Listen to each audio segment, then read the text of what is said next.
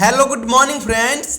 आप सभी का स्वागत है आपके अपने चैनल संपूर्ण इंग्लिश में। तो दोस्तों, आज की इस वीडियो में हम एक्सप्लेनेशन के कुछ ऐसे इंपॉर्टेंट क्वेश्चन को लेंगे जो कि 2020 के एग्जाम पॉइंट ऑफ व्यू से, आने वाले एलएनएमयू के एग्जाम पॉइंट ऑफ व्यू से काफ़ी इंपॉर्टेंट है। और दोस्तों, इस एक्सप्लेनेशन की वीडियो में हम स्पेशली 12th नाइट टॉपिक के अंदर आने वाले जितने भी एक्सप्लेनेशन के क्वेश्चन होंगे इनको हम कवर करेंगे। और एक बात और बता दूं कि 12th नाइट्स पे दो चार और एक्सप्लेनेशन का वीडियो हम बना चुके हैं ऑलरेडी।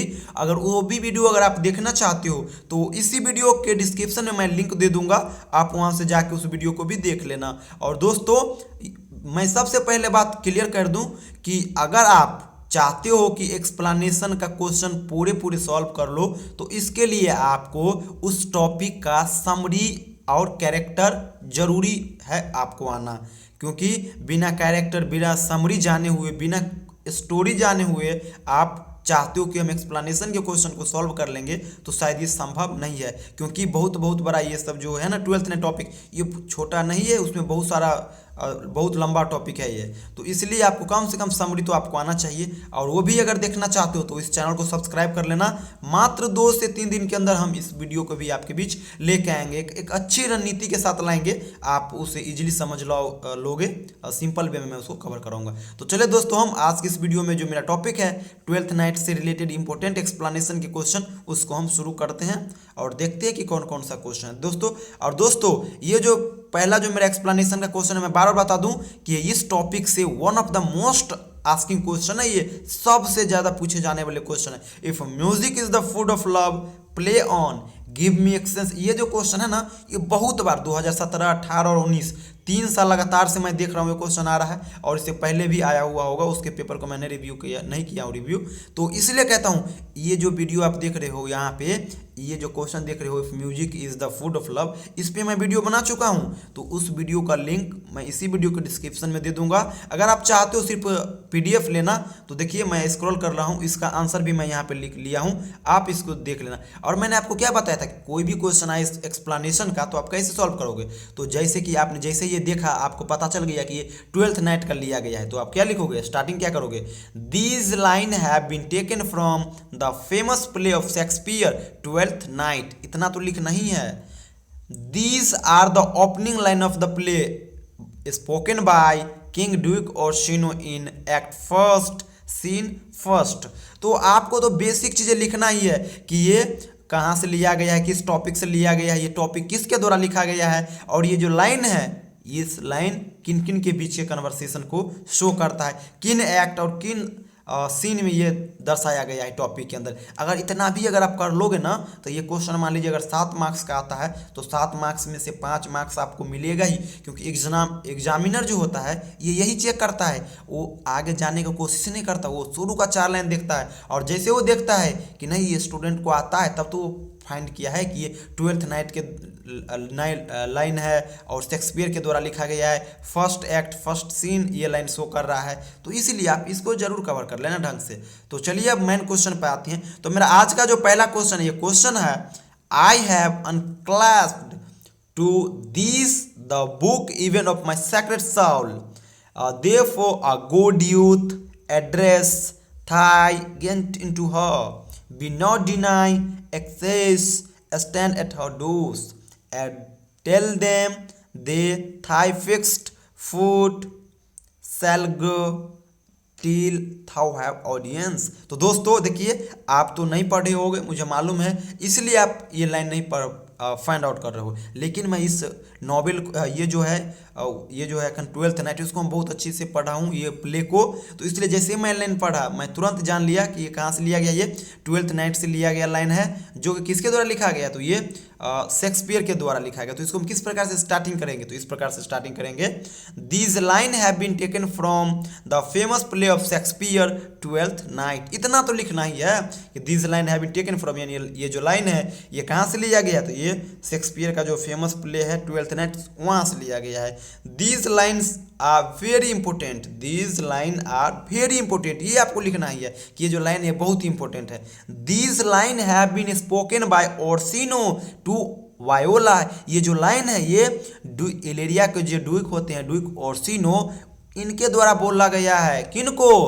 बायोला को बोला इन्होंने, ओर्सिनो ने बायोला को बोला है। और कहाँ पे? तो इन एक्ट फर्स्ट सीन 4 यानी पहले एक्ट के चौथे सीन में ये बोला गया है। और लाइन से भी ऐसे ही फाइंड आउट हो रहा है कि ये जब फर्स्ट टाइम मिलते तो ये बात जो होता रहता है वो here this line shows conversation between Orsino and Viola, यानी ये जो लाइन है ये कन्वर्सेशन को दर्शाता है। किनके बीच कन्वर्सेशन को? तो ये ड्यूक ओर्सिनो एंड बायोला के बीच। तो दोस्तों ये तो बेसिक है, इतना आपको लिखना ही है। मैंने यहाँ पे इसका आंसर नहीं लिखा हूँ क्योंकि बहुत सारे स्टूडेंट ऐसे हैं जिसको तो बेसिक ही नहीं आता है। देखिए मैं जितना भी बताया हूँ सिर्फ आप इतना अगर कर लेते हो, और ये सिंपल है, ये करना कोई बड़ी बात नहीं है।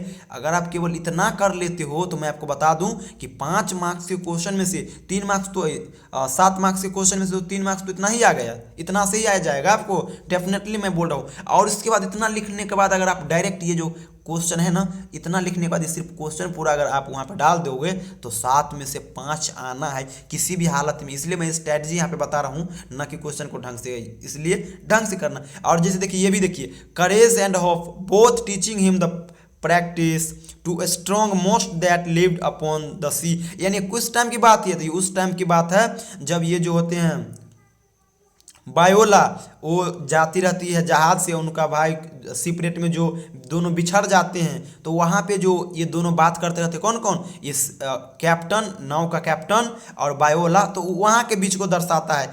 देख रहे हैं ना, लाइन से ही क्लियर है कि करेज and hope both teaching him the practice, यहाँ देख रहे हैं करेज एंड होप यहाँ पे बात कर रहा है। जैसे ही मैंने ये पढ़ा, जैसे ही मैंने सी देखा, डॉल्फिन देखा, तुरंत फाइंड आउट कर लूंगा कि ये यहाँ से लिया गया है और ये शिपरेट सिचुएशन की बात यहाँ पे कर रहा है। तो क्या लिखेंगे? हम लिखेंगे this line have been taken from the famous play of Shakespeare twelfth night. This line are very important. This line have been spoken by captain to Viola in act first scene 2, यानी ये line जो है ये twelfth night से लिया गया है, जो कि विलियम शेक्सपियर के द्वारा लिखा गया है। ये लाइन बहुत ही इंपॉर्टेंट है इस टॉपिक के अंदर।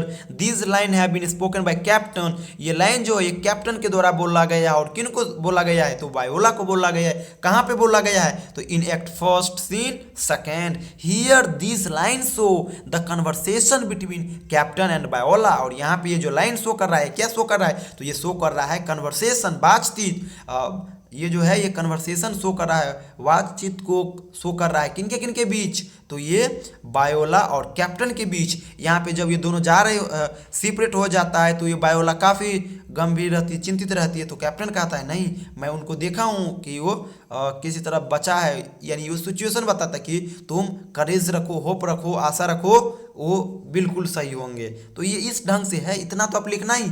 अगर इससे आगे ना आए तो जस्ट आप उस ये लाइन जो है ना, इतना लिखने के बाद जो भी ब्लैक से भी लिखा गया है, इतना लिखने के बाद सिर्फ अगर उतना उतार देते हो ना तो 7 में से 5-6 मिलना ही है किसी हालत में। तो इसलिए तो ये तो हो गया दोस्तों। और देखिए कुछ और यहाँ पे मैं ट्वेल्थ नेट से रिलेटेड इंपॉर्टेंट क्वेश्चन को यहाँ पे डाल देता हूँ। इतना को कराना कितना कराऊंगा? तो देखिए if music be the food of love, तो इसका आंसर तो मैंने ऊपर में ही बताया। और इसका वीडियो देखना चाहते हो तो मैं डिस्क्रिप्शन में उसका लिंक दे दूंगा, आप देख लेना। ये काफ़ी इंपॉर्टेंट है दोस्तों, कई बार आया हुआ है, 17 में आया है, 18 में आया हुआ है, 19 में। ये 3 साल से तो मैं कंटिन्यू मैं देख रहा हूँ, 3 साल से आ रहा है। पेपर मैंने जब रिव्यू किया तो देखा वहाँ पे।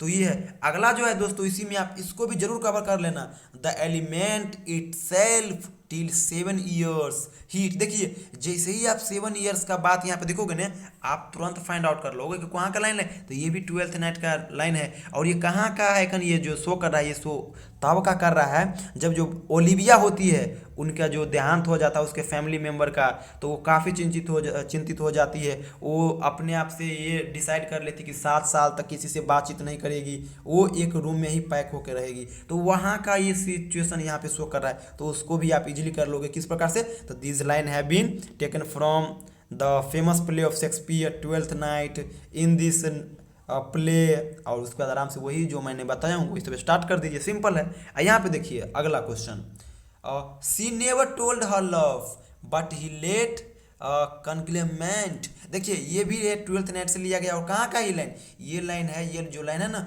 ये आपको बता दो ड्यूक ओर्सिनो जो है, ये ड्यूक ओर्सिनो किनको बोलता है? तो ड्यूक ओर्सिनो जो है ये वायोला को ये बताता रहता है कि मैं उनसे बहुत प्यार करता हूँ, लेकिन इधर ये ध्यान ही नहीं देते। इस तरह वहाँ का लाइन दिया गया दोस्तों, सिंपल है, आप इसको कर लेना।